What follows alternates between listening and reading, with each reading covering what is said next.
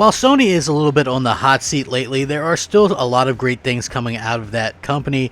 The PlayStation 5 clearly is a beastly machine. It's got a lot of great things going for it. They've got a lot of games coming for it. And as I said in some other videos, you know, a cross-gen game can still be great. Yes, it's going to be held back, but it can still be great, and I think that's something that people really need to kind of come to terms with. With that being said, we had a couple of things leak out that we haven't yet heard from the PlayStation 5 or seen on the PlayStation 5, and it really kind of paints a very interesting picture and gives us a very close idea of what to expect this upcoming generation. I do feel like Sony have gone all out. They pulled out all the stops, and these are some of the lingering questions that we've had because we've heard a ton about what the PlayStation 5 can and cannot do, and unfortunately, you know, no piece of machinery is perfect, no company is perfect, but at the end of the day, I do feel like they've done a really good job of explaining most things, especially given the current circumstances and things like that. So you got to give them a little bit of a break. I feel like they've delivered this entire generation, but this should be an interesting video nonetheless. What's up, everybody? Crapgamer here with Crapgamer Reviews, back with another video. Thank you so much for checking it out. I really do appreciate it. Please like, share, subscribe. I would appreciate that as well. It helps out the channel, and it means a lot to me personally. You know, a lot of people ask how you can support a small YouTube channel such as mine. The best thing I can tell you is a simple like goes a long way. I put a lot of hard work into these videos, and it means a lot to me. With that being said, you can also take a minute to consider subscribing. That's always very, very helpful. You can also, you know, hit the like button or hit the bell so you're notified of all the content. I do daily content, unfiltered, uncensored, you know, unscripted. All the uns are in there. So yeah, make sure you guys take advantage of that. I really do appreciate that as well. It's been a fantastic ride. I appreciate all the feedback and that kind of stuff. Shout out to all the old subscribers, new subscribers, everybody in between. You are absolutely phenomenal and definitely well wanted and appreciated around here. I've enjoyed the interaction with everybody. I do have a little bit of bad news, unfortunately. So what happened to me, you might have noticed the other day, I usually try to do 2 videos a day. The other day I didn't do a 7 p.m. Eastern video. Unfortunately, I had one ready, but what happened was we had a bad thunderstorm here. You know, as many of you know, I live in Florida, and lightning hit right outside the house, so power and everything got knocked out. Unfortunately, even though everything I own is power supplied and power protected under surge protectors, my PC, the graphics card blew out in that. My PlayStation 4 Pro, I believe the power supply blew out on that. I'm sending that in to get it fixed. I know we're close to the PS5, but I'm not going to go the next 2 months without being able to play my PS4 Pro. So that's $150 to fix. So I'll be out probably a couple of weeks not being able to play that. My game capture got broken. So if you see a couple of repeating things, it's because that's all I had saved. I wasn't able to do more, and I got to get another one, which, you know, all this stuff is costly kind of stuff. So unfortunately, you know, if you guys would just please bear with me. I usually don't ask you to do that, but please do so as I get everything kind of up and running. I got a completely new PC here with no footage and no capture card right now. So luckily I was able to salvage what I had, some on a new external hard drive that I just got, but not nearly enough. So anyway, with that being said, on to brighter and better news. So we now have, thanks to leaks, we know exactly how much file sizes are going to be taken up with PlayStation 5 games, and this is pretty hefty, okay? I think we were all expecting compression to be a thing, and because that was all touted, right? Like both Microsoft and Sony were talking about compression, and, you know, game file sizes would be smaller and things like that. So now we have PS5 install sizes for Demon's Souls, Marvel, Spider-Man, Miles Morales. So we don't know what the PS5 file and install sizes are for first-party exclusive titles, or now we do know, excuse me. Illustrated on the official PlayStation website, we can see the following files. Demon's Souls is a 66 gig file. Marvel, Spider-Man, Miles Morales with Spider-Man remastered in Miles Morales, 110 gigs. Marvel, Spider-Man, Miles Morales, just Miles Morales is 50 gigs. Of course, this means that the 825 gig solid state drive that comes with the PS5 isn't going to cut it for the long term, and hopefully we're going to get some kind of idea of what an expansion is going to cost. I do find it funny that both Sony and Microsoft are out here making us, you know, we're able to pre-order the stuff, but we have no idea how much the external and extra how much all the extra stuff is going to realistically cost us. You know what I mean? So that I find to be a little bit funny, but even more so, you can imagine that the files are going to be pretty big on the Xbox as well, and they have that 512 megabyte Xbox Series S. I can imagine that not holding very many games.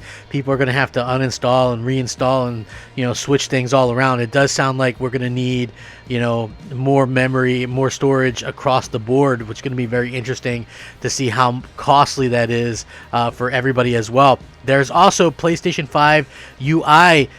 Seems like it was leaked in a new patent. And of course, listen, you guys, if you're new to the channel, I link everything, all the stories linked in the description. That's my guarantee to you, unless it's something that somebody told me in confidence, and then I'll just tell you to take it with a grain of salt, because obviously nothing is confirmed until, you know, these companies confirm it. But Sony has yet to actually lift the veil on the PlayStation 5 UI, but a new patent was just unearthed, and it's given us a glimpse of what it could be.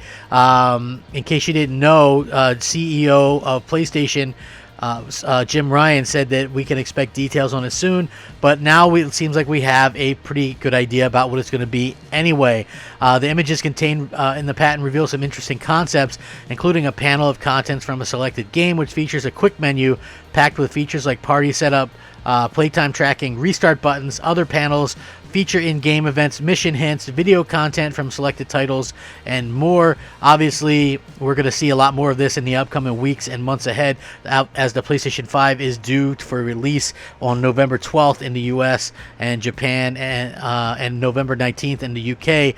The standard edition is $499, while the digital edition is $399. The problem with that is most of what they sell is going to be the standard edition. I guess there's a little bit of an issue with the other editions, but it shouldn't really hold up too badly. I do feel like we should be able to get you know, some interesting stuff out of this to begin with. So I really am excited to sort of see what they have up their sleeves and what they have planned for everybody. It does seem like they do have some cool things planned. I do feel like, you know, the fact that they're going to be able to, and they've confirmed this, ship more PlayStation 5s at launch than they did PlayStation 4s will be an incredible asset to everybody trying to look for one, everybody trying to actually pick one up. And I feel like they've really kind of gone all out, and that's something that a lot of people should be excited for, just in general, that, you know, if you're going to want one, hopefully you can find one in time.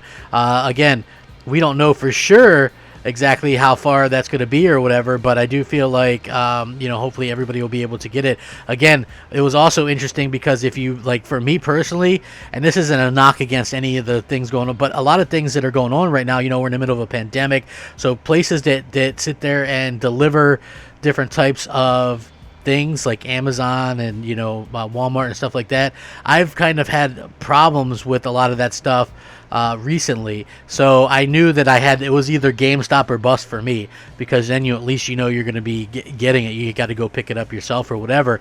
But it actually came out that the PlayStation 5 pre-orders from Amazon may arrive late, according to them.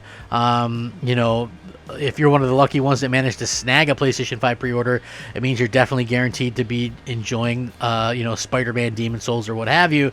But it turns out that might not be the case, as reported by Game Deal Finding Wario64. Amazon is sending out emails warning PS5 pre-orders may arrive late due to high demand.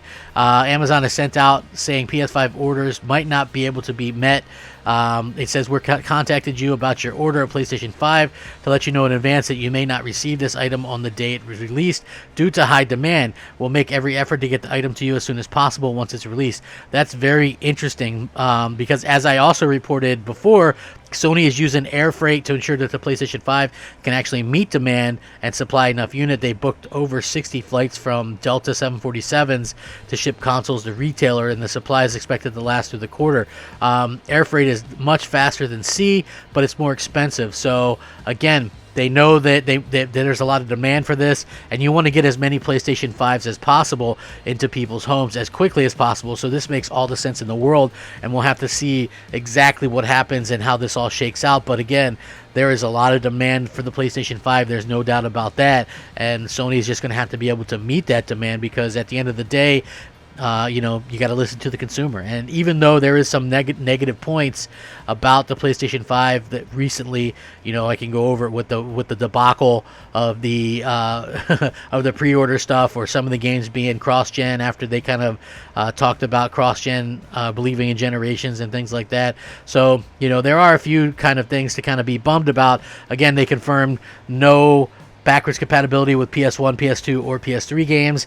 A lot of people are bummed about that, but at the end of the day, I don't think I really ever expected any of that. And to be quite honest with you, playing PS1 or PS2 games doesn't really appeal to me on the newer hardware. Those games don't look good. PS3 maybe, because I feel like, you know, even Xbox 360, PS3 games still can hold up and look pretty good. Some of them, like the later titles, but even like a lot of the earlier titles and stuff like that, not exactly something that, you know, I just gotta play or whatever. So yeah. Very interesting to see, and I would absolutely love everybody's thoughts and opinions on this down below.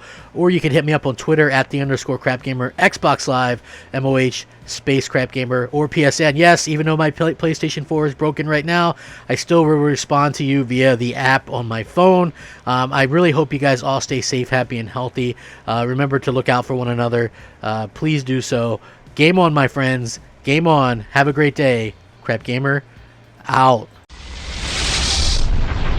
Unscripted.